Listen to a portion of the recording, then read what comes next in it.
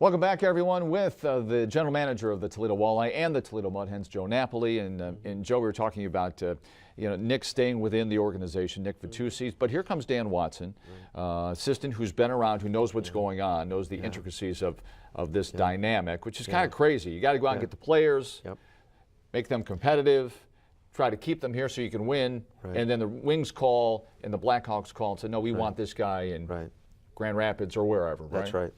So your thoughts on Dan Watson? Yeah, Dan has a quiet demeanor, but you could see that he has that fire that burns below, and he is very excited. He's ready. I think we're going to see a different team this weekend, and from that perspective, I mean, he's going to emphasize different things. He was a defenseman as a player. We do have some speed, and we have some younger guys that we've just signed out of college to play as early as this weekend. So we're going to see a slightly different club. Okay, ever-changing weekend to weekend. That's right. For Walleye fans at the Huntington Center. Let's veer off into downtown development now. Sure. Back in August, you make this big splash about wanting to acquire some of the buildings adjacent to Fifth Third Field and tear one down to just kind of streamline and continue the downtown development there in conjunction with the success that Fifth Third Field and Huntington Center have been. Where are we now in this $10 to $15 million project? Yeah, you know, we're getting closer to having the funding and financing lined up. We're on a good track for what's called new market tax credits. We're working on historic tax credits as well, some funding and financing through federal and state grants. So when all is said and done, the first phase of the project would be about $15 million, and that would be 3 of the buildings, 2 that are actually attached to Fifth Third Field, and the one that's across the street being developed in that $14 to $15 million range.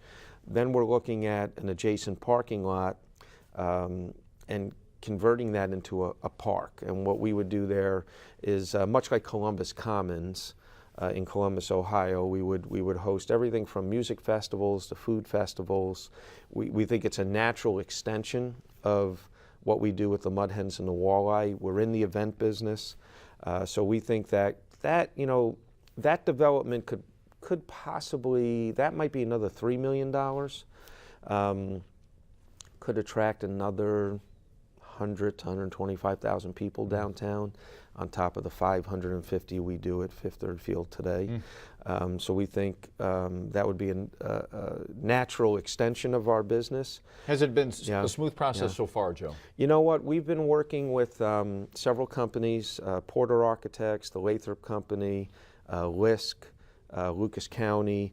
You know what? If the project, which is a challenging one to begin with, because you're taking buildings that are over 100 years old and trying to redevelop them, if the process goes as smoothly as it has now, I think we're going to have a great project.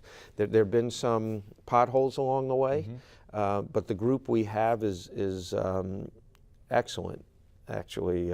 So I think we've got a lot to be thankful for. And an apropos word that you used, potholes, during this I didn't do that on purpose. Brutal winter of 2014. So there is a chance come April 4th, Joe, that the snow may be off the field at Fifth Third Field. And is it still Jake Tyler who's down there? That will have that grass green and ready to go, and opening day will go off without a hitch. Who the heck knows? If it's nice weather on April 4th, it'll probably be the biggest day of the year ever, because the cabin fever, and then we're playing, the Walleye are playing right after. You got a double dip going on. Yeah, so a double header with the 2 teams. I can't imagine what downtown will be like if we have anything north of 50 degrees. So take sunny and 45 at this point. Yes. Because as we talk here, and this program airs on Sunday morning, more than likely we're going to be dealing with more snow this weekend. Thanks. What do you, if you have to laugh, or else we really would cry, because it's just been ridiculous, really a ridiculous winter. Let's talk about the Mud Hens.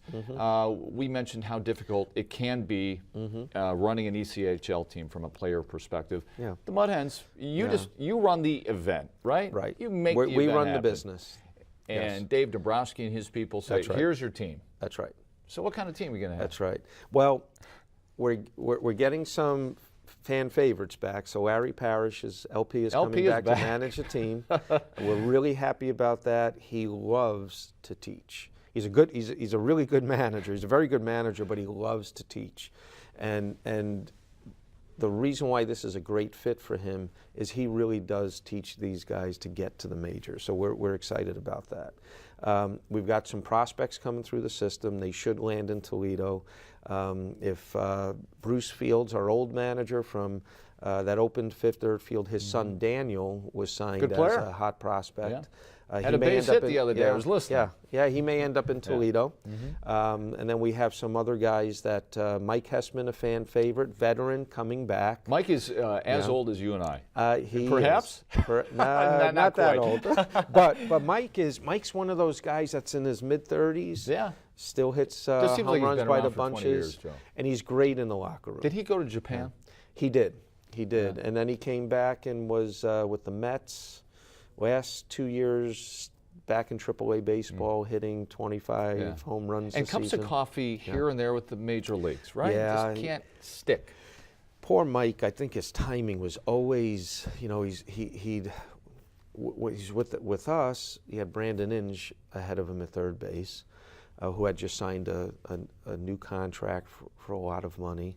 Then I think he went to the Mets, could play first or third base. Yeah. They had all-stars at those positions. I mean, and you couldn't wish better things for a nicer guy. Jordan Leonardton, who came into his own last year, he'll be back in Toledo this year, unless he makes the big league club. But most likely will be back in Toledo.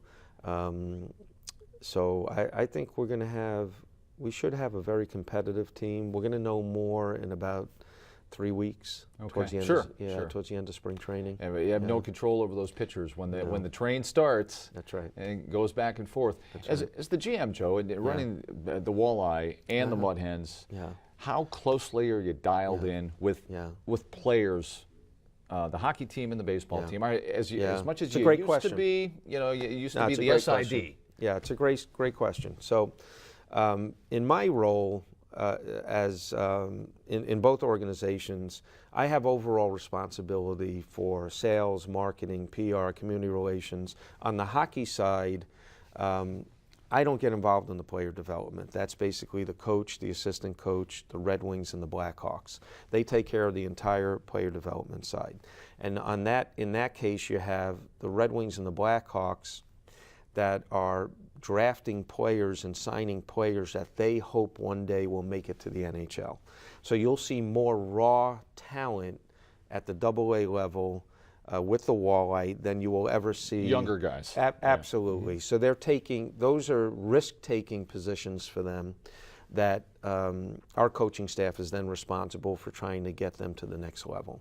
On the baseball side, we don't have any relationship beyond, I shouldn't say relationship, we have a great relationship with the Tigers, but we are not responsible for developing the talent, the players, or even selecting them.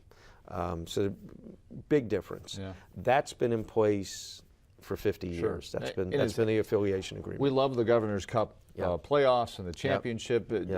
Lately it hasn't been that way, but that's it kind of happenstance. Well, it's the minor league system, right? Of the organization. So, So where that on the baseball side, where that comes into play, is you take a look at the Detroit Tigers today, and you look at their starting lineup at the major league level. We won't see a lot of minor league free agents on the Mud Hens. Yeah. When the Tigers won't get a shot. Exactly. Yeah. Exactly. Yeah, and that's how it factors in. Yeah. Landlocked here in Toledo. You're not going anywhere. But Joe, we could talk forever about the Hens and baseball season and this hockey situation and downtown development for sure. Yeah. And we'll have you on in the future as that progresses downtown. That'd be great. Great to have you. Same. Best of luck. We hope to see you down at the yard soon with the sun shining and hearing the crack of the bat. 70 degrees and sunny, April 4th. It's coming. It's coming. And we'll come back on Conklin & Company in just a minute. Take 3 on the way right after this.